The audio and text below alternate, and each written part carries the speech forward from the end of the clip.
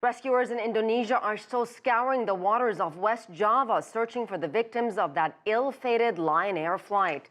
The 737 crashed minutes after takeoff from Jakarta Monday. All 189 people on board are presumed dead. The flight data recorders, which could provide some answers as to what went so horribly wrong, have yet to be recovered.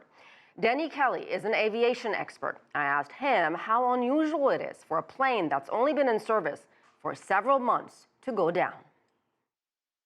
Well, I think that's what everybody's asking. It's kind of unusual because usually when they put a new model in, they really monitor it pretty closely for any kind of problems.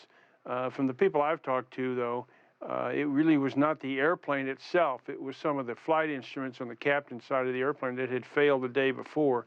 They supposedly fixed them and released the airplane, and obviously something wasn't right because they crashed. But normally, if you have an issue with the plane the day before, and even if those issues are resolved, shouldn't there be more caution going into making that decision to whether to fly this plane the next day?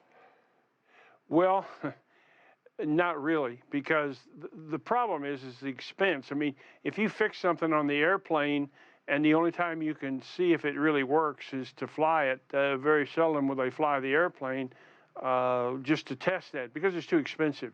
But Denny, who makes that decision? The airline does?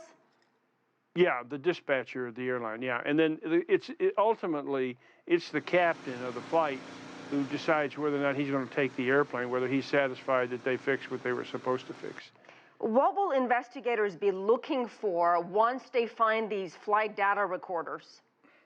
Well, you know, they always are looking first at the cockpit voice recorder to see what was going on in the cockpit. For instance, if they lost, and I'm just speculating, if the captain lost his flight instruments, say he lost his airspeed indicator, the captain would have no idea how fast the airplane was going, and they could approach a stall or stall the airplane, and it would, you know, cause a crash. So they're going to look at the cockpit voice recorder and the flight recorder to see what condition the airplane was in, whether the flight instruments were working, whether there was a conversation between the pilots, or, you know, if he gave the airplane to the co-pilot to fly, or whatever happened. Denny, the plane made a request to air traffic control to return to the airport shortly after takeoff, but they did not indicate whether they had any kind of emergency. How normal or unusual is that?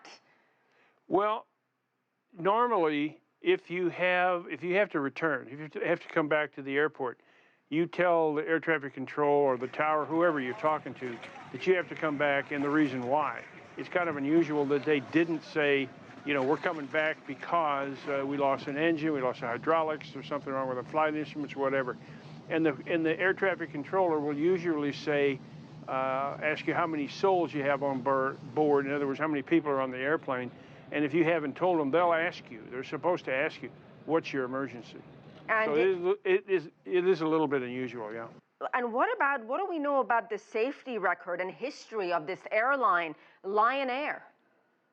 Well, Lion Air's had some problems in the past. Their safety record is not really good. In fact, their safety record was so bad that the United States government wouldn't let them fly into United States territories because their safety record was so bad. So they've tried to improve. Obviously, they still have a way to go. All right, we'll leave it there. Denny Kelly, thank you so much. Thank you.